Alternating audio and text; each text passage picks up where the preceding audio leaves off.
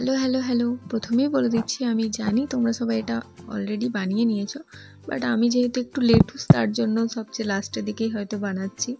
But তাও আমি আমার দিক দিয়ে যেমন রেসিপিটা বানাই তো তোমাদেরকেও সেরকমই দেখাবো। আমি মেথির শাক খেতে খুব পছন্দ করি, আর শীতকাল আসলে এই রেসিপিটা খাওয়ার জন্য আমি অধীর আগ্রহে বসে থাকি।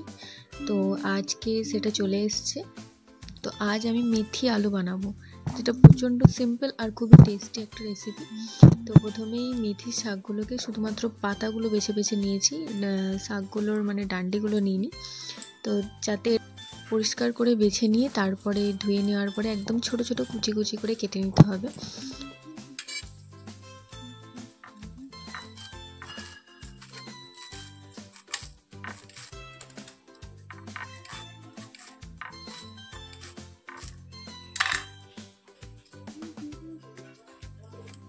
তো সমস্ত শাকগুলো কাটা হয়ে গেছে, আর এখন আমি আলু নিয়ে নিয়েছি।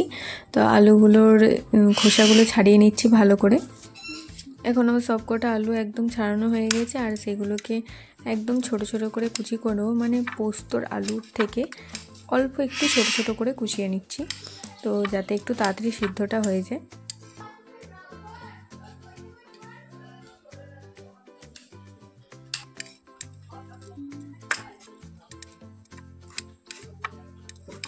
তো এরপর আলুগুলোকে কেটে ধুয়ে জল ঝরিয়ে রেখে দিয়েছি, আর তারপর প্যানের মধ্যে অল্প সর্ষের তেল দিয়ে একটু গরম হতে দিয়েছি, আর তা করতে করতেই পেঁয়াজগুলো কেটে নিচ্ছি। পেঁয়াজ আর রসুন, পেঁয়াজগুলো আমি একটু লম্বা লম্বা করেই কেটে নিয়েছি, আর রসুনগুলো একদম ছোট ছোট করে কুচি করে নিয়েছি।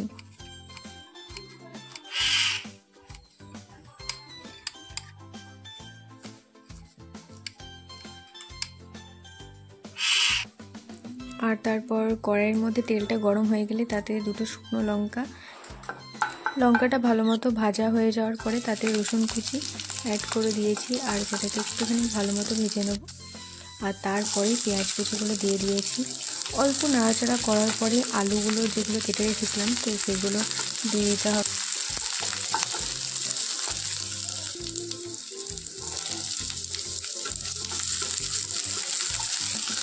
তো আলুগুলো দেওয়ার পরে ভালোভাবে একটু নেড়েচেড়ে নেওয়ার পরে তার মধ্যে একটু হলুদ গুঁড়ো আর পরিমাণ মতো নুন দিয়ে দিতে হবে।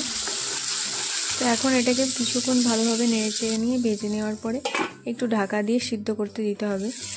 সিদ্ধ হয়ে যাওয়ার পরে এর মধ্যে মেথিগুলো অ্যাড করে দিতে হবে।